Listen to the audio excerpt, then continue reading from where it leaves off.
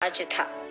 उस साम्राज्य के एकदम बीच में ऊंची पर्वत पे बहुत ही सुंदर महल को स्थापित किया है सिम्हापुरी के वंशकों ने। अब उस साम्राज्य का पालन कर रहा है विजय सिम्हा। महल पे खड़ा होकर देखा जाए तो सारा साम्राज्य दिख जाएगा। इसी वजह से उसको निर्मित किया था पूर्विकों ने। विजय बहुत ही शक्तिशाली था। वो जिस भी साम्राज्य पे दंड यात्रा करे वो साम्राज्य उसका हो जाता था। युद्ध भूमि पे विजय सिम्हा का साहस देखना बहुत भयंकर था। वो उसके साम्राज्य में मौजूद प्रजा की बहुत अच्छी ख्याल रखता था। उस साम्राज्य के चारों ओर विजय सिम्हा की तरह पालन करने वाला कोई भी राजा नहीं था। विजय सिम्हा के कई दंडयात्रों में से एक में 2 राजा उसके सामने हार कर प्राण भिक्षा मांगते हैं। उनमें से एक भरत था और दूसरा नरसिम्हा। तब विजय सिम्हा उन दोनों के प्राण को बख्शकर उसी के साम्राज्य में उन दोनों राजाओं को छोटे पदवों में रखता है। उन दोनों को ये आदेश देता है कि उसके राज्य में जो भी मुसीबतें हैं वो उन तक लाए। कुछ समय तक वो दोनों ठीक थे।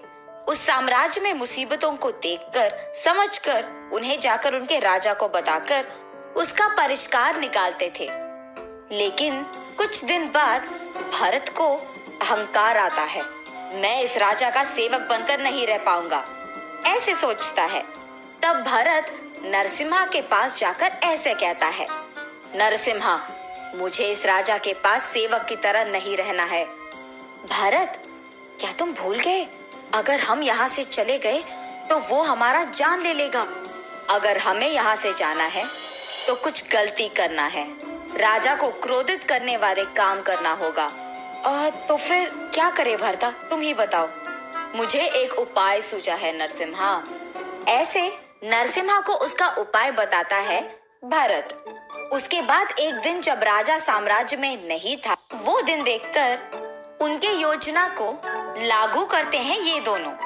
दुर्गापुरम साम्राज्य में आखिर में रहने वाली दुर्गा देवी मंदिर में मौजूद देवी के लिए गहने बनवाने के लिए राजा ने सबके पास पैसे लेने के लिए कहा है। ये बोलकर वो गांव में मौजूद सारे लोगों से पैसे लेते हैं। भरत और नरसिम्हा प्रजा से ये कहते हैं कि वो दोनों खुद इन गहनों को बनवाने के लिए जिम्मेदारी ले रहे हैं।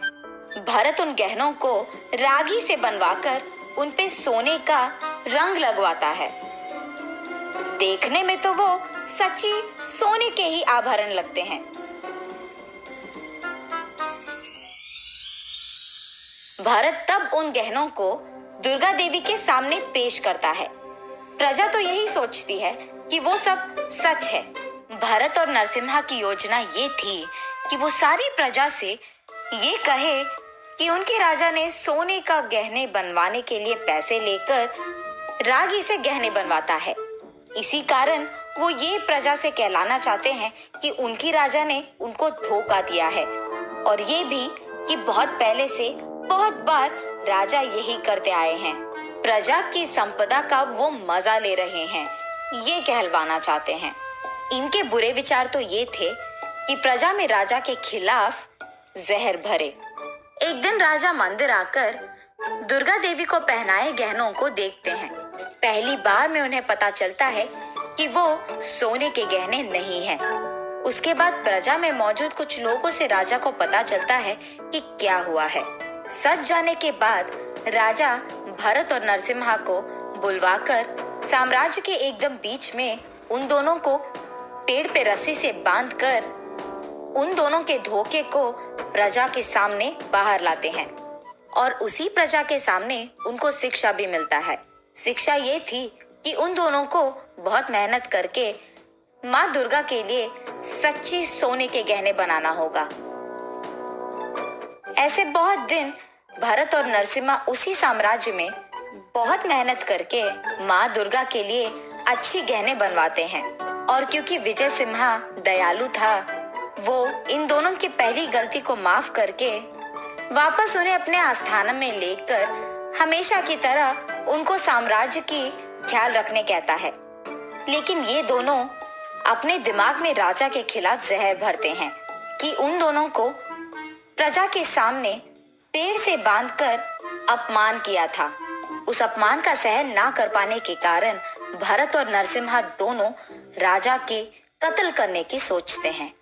लेकिन विजय सिम्हा पहले से ही होशियारी से दो गूढ़ाचारियों को उन दोनों पर नजर रखने के लिए कहता है।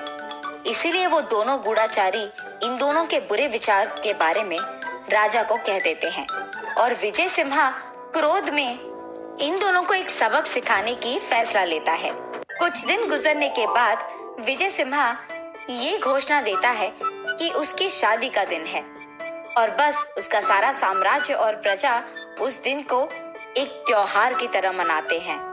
उसी संदर्भ के कारण विजय सिम्हा नरसिम्हा और भरत को उसके आस्थान में बुलाकर उनको खाना परोसता है, लेकिन राजा कुछ नहीं खाते हैं। भरत को शक आने के कारण राजा से वो ऐसे पूछता है, राजा आप भी तो हमारे साथ खा सकते हैं। नहीं भरता, वहां रानी मेरी इंतजार कर रही है, तुम लोग खा लो। ये बात सुनकर वो दोनों वापस खाने लग जाते हैं। विजय सिन्हा उसमें नींद की गोली मिलाते हैं और इसी कारण खाते खाते ही भरत और नरसिम्हा बेहोश हो जाते हैं।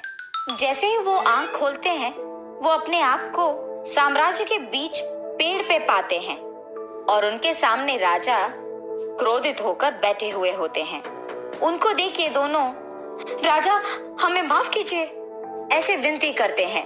तब राजा, मैंने तुम लोगों को बहुत मौके दिया है, लेकिन तुम लोगों ने मेरी कत्ल करने की योजना की, अब मैं तुम्हें माफ नहीं करूंगा।